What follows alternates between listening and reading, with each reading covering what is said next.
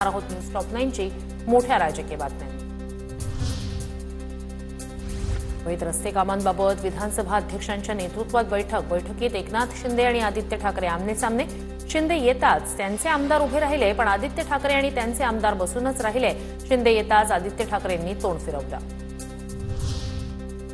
बैठकीला नगरविकास खात्याचे मंत्री पूर्ण वेळ आले नाहीत। शेवटी येऊन थातूरमातूर बोलून गेले। एकनाथ शिंदे त्यांच्या कंत्राटदारांमुळे ठिकठिकाणी खोदकामं, गद्दारांनी घातलेल्या गोळाची चौकशी झाली पाहिजे।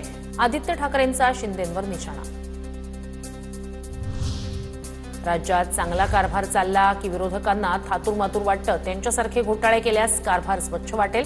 शिंदेंवरील टीकेनंतर मंत्री शंभूराज देसाई यांचा आदित्य ठाकरेंना प्रत्युत्तर। कामं व्यवस्थित चाललेली आहेत, बॉडी बॅगचा घोटाळा होत नाही, कोविड सारखा खिचडीतला घोटाळा होत नाही, चांगला कारभार चाललेला आहे। त्यामुळे चांगला कारभार चालला की त्यांना वाटणार थातूरमुतूर आहे, आणि त्यांच्यासारखे हे सगळे घोटाळे झाले की त्यांना वाटणार कारभार स्वच्छ आहे।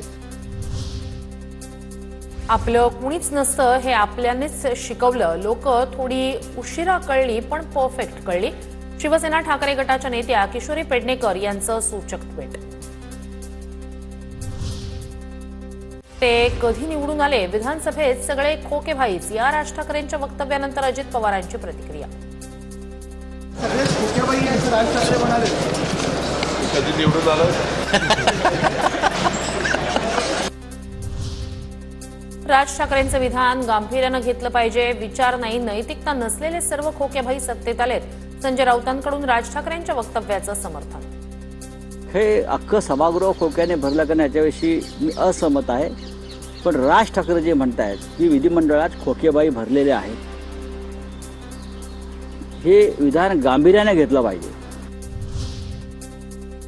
विधानसभेच्या उपाध्यक्षपदाच्या निवडणुकीची घोषणा उद्या दुपारपर्यंत अर्ज दाखल करता येणार। 26 तारखेला विधानसभा उपाध्यक्षपदासाठी निवडणूक होणार। माझ्याकडे बंदूक असते, बघून घेईन। पाथरीचे माजी आमदार दिगंबर वडीकर यांच्या मुलाची कालवा निरीक्षकाला धमकी। Audio clip viral. वरखेडवरून वडीला जाणाऱ्या कालव्याचं पाणी बंद केल्यानं गोविंद वडीकर यांची धमकी। सीबीएसई पॅटर्नबाबत दादा भुसेंचं विधानसभेत निवेदन। 2025 पासून इयत्ता पहिलीसाठी सीबीएसई पॅटर्न राबवला जाणार।